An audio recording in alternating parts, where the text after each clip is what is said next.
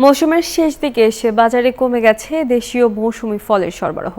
এর প্রভাব পড়েছে দামেও। এ বিষয়ে বিস্তারিত জানাতে টঙ্গী থেকে আমাদের সঙ্গে যুক্ত হচ্ছেন সহকর্মী সজীব হোসেন। সজীব, বর্তমানে বাজারে ফলের দাম কেমন দেখতে পাচ্ছেন জানাবেন।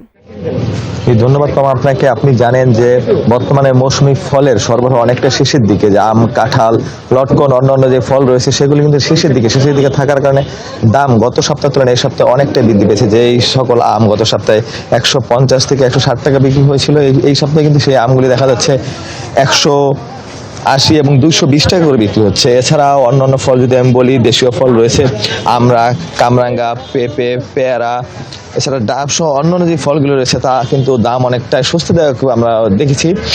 এছাড়াও অন্যান্য ফলের মধ্যে যে বিদেশি ফলগুলি যে রয়েছে, দেশীয় ফলের সরবরাহ কিছুদিন আগে অনেক পর্যাপ্ত থাকার কারণে বিদেশি ফলের প্রতি মানুষের আকর্ষণ একটু কম থাকলেও বর্তমানে কিন্তু আবার এই বিদেশি ফলের দিকে মানুষ ঝুঁকছে এবং বিদেশি ফল কিনছেন।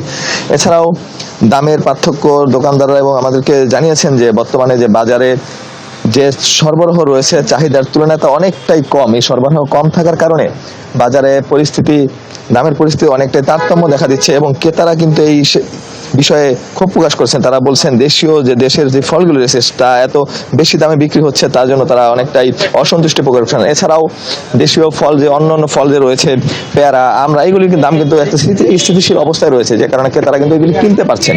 এছাড়া দোকানদাররাও আমাদেরকে জানিয়েছেন আজকে শুক্রবার অন্যান্য সময়ের যে শুক্রবারের তুলনায় অন্যান্য দিন যেরকম বাজারে যেমন মানুষ থাকে, আজকে কিন্তু তার একটু বেশি থাকার কথা রয়েছে, কিন্তু ফলের দাম অনেকটা ঊর্ধ্বগতি থাকার কারণে দেশীয় ফলের বাজার অনেকটাই ক্রেতা শূন্য দেখা দিচ্ছে। এই ছিল টঙ্গী থেকে আমার কাছে সর্বশেষ। ফিরে যাচ্ছি স্টুডিওতে। রয়েছেন তমা। সজীব, ধন্যবাদ আপনাকে।